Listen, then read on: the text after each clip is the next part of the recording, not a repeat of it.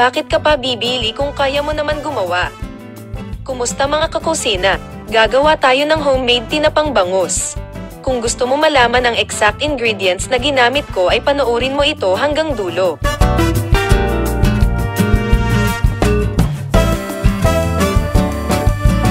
Ito ay 750 grams na bangus. Slice ito sa gitna at alisin ang mga buto. Inalis ko na rin ang hasang at lamang loob. Pagkatapos ay tanggalin ang mga buntot at palikpik ng bangus.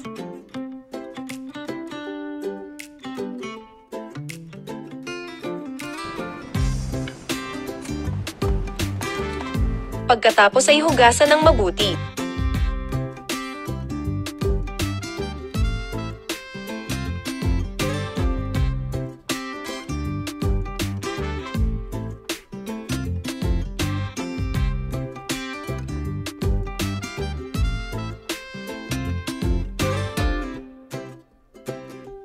Next na gagawin, ay maglagay ng 4 cups na tubig sa kawali. Make sure na gagamit kayo ng malaki para magkasya ang bangus. Next ay lagyan ito ng half cup na asin.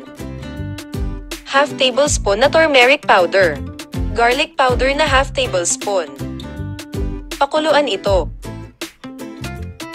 Pag nag-boil na, ay ilubog ang bangus.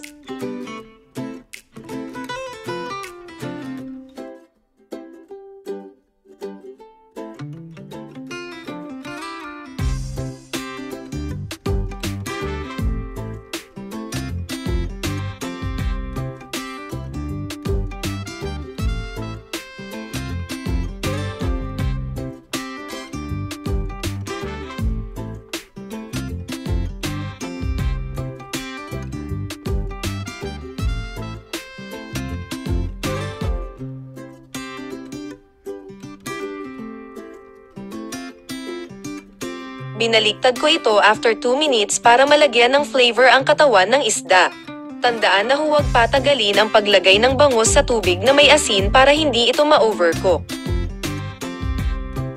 After 6 minutes ay hanguin ito.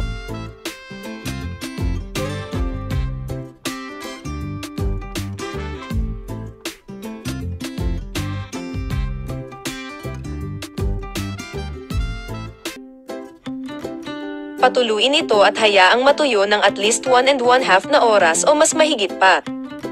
Pag dry na ang bangus ay i-ready ang gagamitin sa smoking process.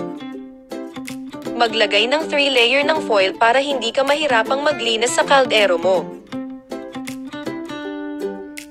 Pagkatapos ay lagyan ng 1/3 cup na brown sugar. At maglagay ng 4 na black tea bags. Pwede kayo gumamit ng kahit na anong black tea bags. Ang ginamit ko dito ay ang Twinings tea na English breakfast with extra strong flavor.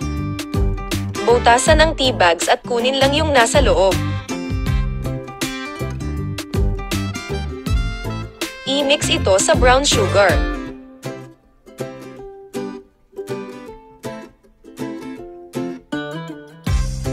Ito yung steamer. Mag-brush ng olive oil para hindi didikit ang mga bangus. Pwede kayo gumamit ng any cooking oil.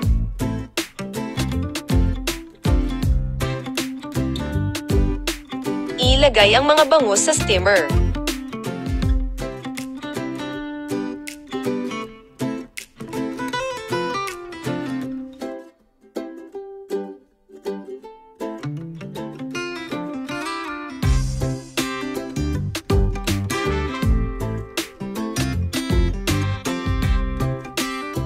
Bago ilagay ang takip ng steamer ay maglagay ng foil para walang lalabas na usok.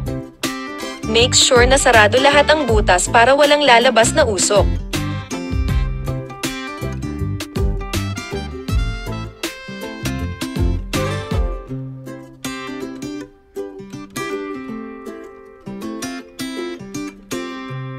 Steam ito ng 40 minutes. Dapat ang apoy ay medium to low heat.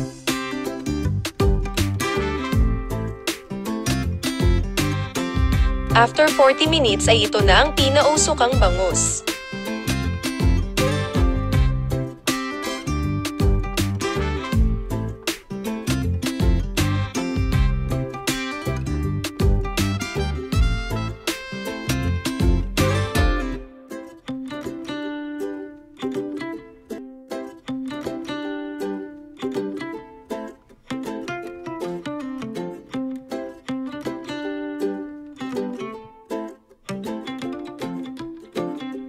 hindi dumikit ang bangus sa steamer dahil sa linagay na oil.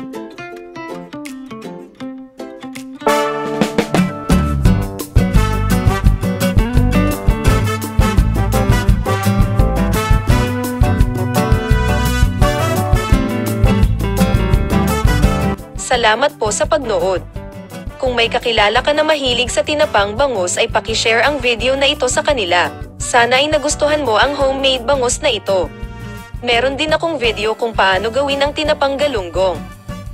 Meron akong link sa description box or pwede mo hanapin sa video folder ko.